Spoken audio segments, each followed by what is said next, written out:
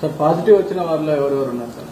Positive వచ్చిన వాళ్ళలో రోహిత్ గారు ఒకరు, మహేష్ గారు, రితేష్, నమిత్, కౌశిక్, అర్జున్, ఈ 6 నెగిటివ్. అందరికి అక్కడ ఉన్న 11 మందికి నిక్కచ్చిగా టెస్టులు చేయడం జరిగింది. 2 దశల్లో టెస్టులు జరిగినాయి. 2 దశల్లో, ఒక దశలో 5గురికి, రెండో దశలో ఇంకొక అతను, అంటే ఆ 5గురు కాక ఇంకో అతనికి కూడా పాజిటివ్ వచ్చింది. నెగిటివ్ వచ్చిన వాళ్ళు ఎవరెవరు ఉన్నారు సార్? నెగిటివ్ వచ్చిన వాళ్ళ పేర్లు మేము ఇచ్చేస్తాం తర్వాత. సార్ ఇప్పుడు కాల్పులు జరపడానికి గల కారణం ఏంటి సార్? మిమ్మల్ని పోలీసులు వచ్చారనా లేకపోతే ఇంకేదైనా? లేదు, పోలీసులు వచ్చారని వాళ్ళకి ఐడియా లేదు.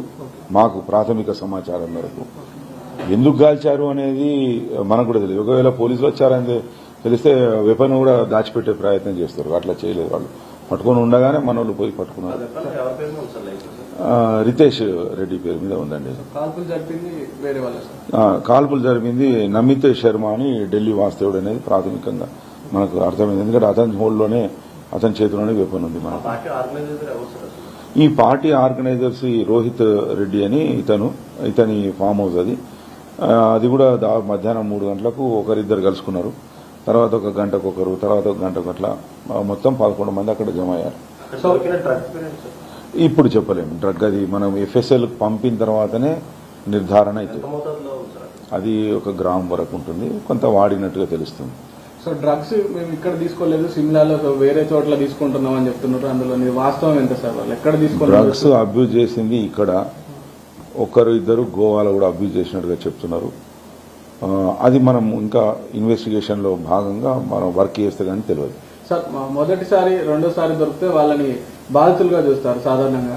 2 సార్లు, 3 సార్లు అంతకంటే ఎక్కువ సార్లు డ్రగ్స్ తీసుకున్నట్టు దొరికితే కనుక వాళ్ళ పైన చర్యలు ఉంటాయి. సో వీళ్ళలో ఎన్నిసార్లు పాజిటివ్? మనకు అందరూ మొదటిసారి దొరికారండి. మనం ఇంకా చూస్తాం. మరి ఇప్పుడు కొన్ని మా దగ్గర ఉన్న యాప్స్ ద్వారా చూసి వాళ్ళు గతంలో రికార్డుల పరంగా ఎక్కడైనా దొరికారా ఏంటి అనేది చూసిన తర్వాత మనం సాధారణంగా డ్రగ్స్ పార్టీ జరుగుతుందని ఇన్ఫర్మేషన్ వచ్చిందా సార్? లేకపోతే మాకు 1908 అనే ఒక ప్రత్యేకమైన నంబర్ ఉంది. 1908 దీనికి రెగ్యులర్ గా మాకు కాల్స్ వస్తున్నాయి. మాకు ఎంత ఈగిల్ ఫోర్స్ ఏర్పాటు చేసిన తర్వాత 1908 కు చాలా ప్రాశస్త్యం కలిగింది. ఆ ప్రాశస్త్యంలో భాగంగా అంటే చాలా మందికి రీచ్ అయింది. డ్రగ్ అబ్యూజర్స్ కానీ, ఇన్ఫార్మర్లకు కానీ తెలియజేస్తున్నారు. వాళ్ళు స్వచ్ఛందంగా రోజుకు మాకు కనీసం 1 కాల్ కానీ 2 కాల్స్ కానీ వస్తున్నాయి. దాని మీద రెగ్యులర్ గా చేసినట్టుగానే ఇది కూడా రేడ్ చేశాము. రెగ్యులర్ గా మేము రేడ్స్ చేస్తున్నాం. రెగ్యులర్ గా దొరుకుతున్నారు. కొంతమంది దొరకట్లేదు. కొంతమందికి కొన్ని ఫాల్స్ కంప్లైంట్లు కూడా వస్తున్నాయి మాకు.